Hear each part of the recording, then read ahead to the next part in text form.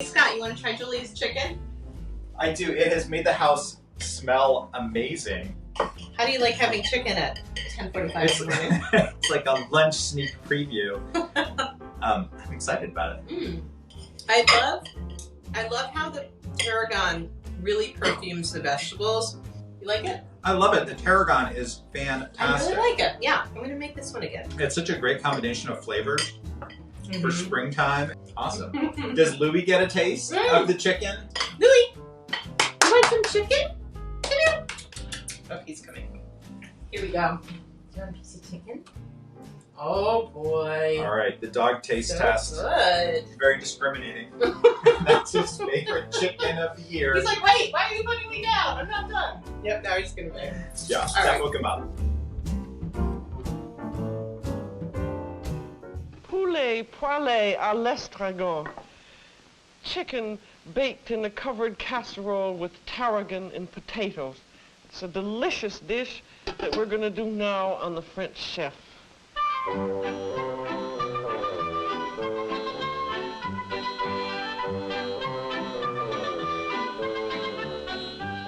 Hi, I'm Amy Traverso, food editor at Yankee Magazine and co-host of Weekends with Yankee. And I am really happy to be back for another episode of GBH's You and Julia at Home series. So we continue to be spending a lot of time at home, even though it's early spring. And who better to be with than Julia and in the kitchen? Today I'm going to be making Julia's chicken cooked in a casserole with tarragon and onions and butter and all the good French flavors. So follow along as I go through all the steps. So first, we always want to start out with a very dry chicken. Chickens come out of the plastic quite wet, so I'm just going to pat this down. I've already patted it down once, but I'm going to go over it again. I'm salting the skin on the outside, not too heavily because I don't want the dish to be overly salted yet.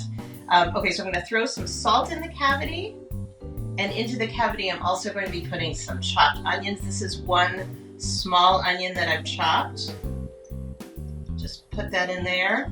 And I'm also going to add, I'd say, I have some tarragon here, very French kind of presentation to do chicken and tarragon together. I'm going to put 2 fresh tarragon sprigs. Now, Julia used both fresh and dry tarragon when she made this recipe. So I've got my sort of seasonings in there, and I'm going to put 1 tablespoon of butter. So that's everything that goes into the bird. So the next step is to truss. Now, trussing means tying up the bird so it has a nice shape. Honestly, trussing is not essential. I make a lot of my roast chickens without trussing. Both ways are honestly good. There's no correct way. So do what you like. The other advantage to trussing is it does make a prettier presentation. Someone told me that if you had a sail needle, you could use that. But I went to the 5 and 10, and I found some just wooden knitting needles like this, which my husband drilled a hole in like that, and that works perfectly well as a trussing needle. And if you don't have a handyman in the house, you could ask your dentist. They love to drill holes and things. I'm going to show you a simple way. Julia liked to do the classic French way of kind of using a needle and kind of sewing the chicken up, but I don't have a trussing needle, and I've never really used one, so I'm going to do what I know, which is to take a piece, this is just like butcher's twine, and I'm going to put it underneath where the neck of the chicken was. Sorry, chicken. And then I'm going to bring the string up like this around the outsides of the legs. I cross my string, so I'm sort of pulling the legs in a little bit, and then I loop the string under the legs, so on each side, so they're there, and that allows me to pull this together and bring the legs together. That's holding my stuffing in there, and then I bring the string around the chicken and around the wings, and then I can just tie it up. I can tie it here, which is easy and tidy, so I'm going to just do that. And this is just kind of keeping the bird together.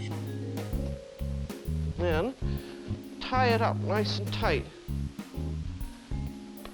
It's better to make a double twist here. like that, and then twist it over again. There, see, now that gives the breast a nice look. In French, they call that une belle poitrine. So this is a trussed chicken. Not very complicated. It gives you that nice presentation, makes everything kind of compact. So we've got our chicken trussed. Now all we have to do is just massage a little butter into the skin. But first I'm going to give it a little butter massage, which is always very nice for it. That also prevents it from sticking to the pan. There. Could you skip this? Yes. Could you use olive oil instead of butter? Absolutely, if you don't want to have butter. And so you can improvise a bit here. I'm trying to be a little bit gentle. I noticed I was starting to pull the skin back from the neck area, and I don't want to do that. So just giving it a little massage. This will help with browning. It'll obviously add to the flavor. And now the chicken's ready really for the next step, which is to start cooking. So let's head over to the stove. I'm preheating my oven to 325 because I want my oven to be ready and waiting for me. And I've also got this oval-shaped casserole or Dutch oven over medium heat because I want it nice and hot. So I've got some oil. Julia moves from butter to oil at this stage, which is good. And it's hot enough that my oil is starting to smoke a little. So let's get that chicken in there to cool it down. So I'm going to put my chicken breast side down. So I'm going to just do the top and the sides. I'm not going to worry about the bottom. And then I'm going to also brown the vegetables. So I've got my oil just enough to cover the bottom, medium-high heat, and the chicken is browning. I think it's easier to turn the chicken with your hands. Actually, when you're cooking, you ought to get used to using your hands a lot because they're much the best instruments that you have. We're trying to brown on this side and a little bit on the breast side. It'll take about 5 minutes. So you can see that just because my pot was nice and hot, after just like a minute and a half of browning, I've got this gorgeous brown color. So now I'm going to just do the sides. It'll take about the same amount of time. Okay, so I'm going to hold the cool part of the bird and just check it. Looks really good. I'm happy with the amount of browning I have there. So now I'm going to move the chicken to a platter to just rest for a second while I brown the vegetables. So I've still got the fat in this pan.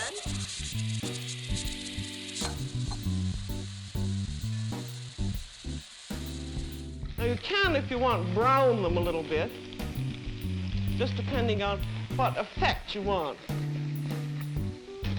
do not want to forget to salt my vegetables. So I'm doing about a teaspoon of salt at this stage. This will also help with the crisping of the vegetables.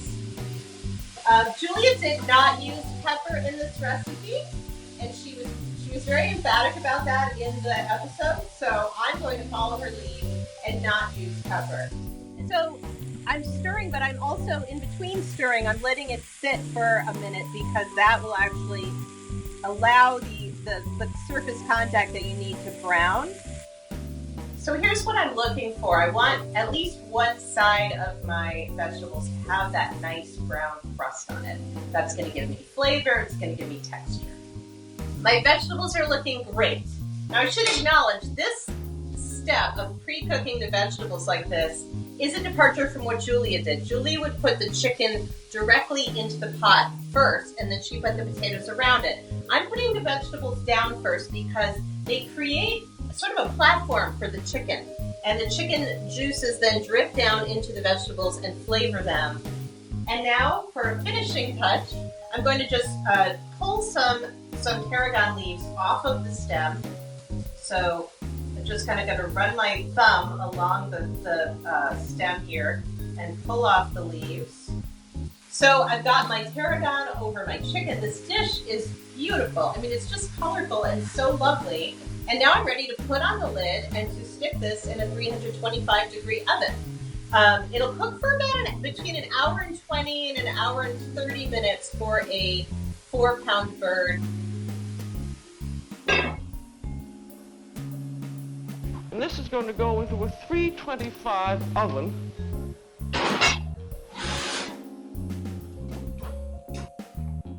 let's have a look. Oh, it looks really, really pretty. It's really nicely browned, really fragrant. I've got lovely color on here. The tarragon is, brown because it's been cooking. I'm getting the wonderful tarragon aromas. So let me just, I'm gonna take the chicken out and cut off the string, and then we'll take a look at it. So I'm going to now carve the chicken because we want to present this at the table carved so that it's easier to eat. So I'm going to show you some easy ways to do that. Okay, we want to always start with the legs. So we pull the legs out to separate them from the body. It makes it easier because now we need to just find the spot where the leg meets the body. And then we just cut through that. So that was very easy. And then I'm going to actually get this knife because this is a small bird. And you can see here's the leg and here's the thigh. So I want to separate those. I want to find that little joint. Makes it very easy to cut through here. There, very, very easy. So there I've got two pieces. Now I'm going to do the same on the other side. Okay, so we've got our thigh and our leg. The wings you can actually just pull off, which are very easy. And then we have our breast. If you were doing it at the table, you'd be slicing the breast off. But here, this is what I have this big mallet for. You just cut it in half. If it's a big chicken, you there. Okay, so I'm going to arrange this on a platter and make it look pretty, and then I'm going to invite Scott in here to have a bite. And that tarragon smells just lovely as it's coming up. It's really cooked all through the chicken. So there's my take on Julia's tarragon chicken cooked in a casserole. I hope you'll make this dish, and if you do, be sure to tag GBH on social media so we can see your work. Meanwhile, we would love to hear from you. Which of Julia's dishes do you want to make with me in the kitchen? So please leave a comment and let me know what your favorite Julia dishes are. And meanwhile, while we're here cooking together, remember what Julia said. There is no end to imagination in a kitchen.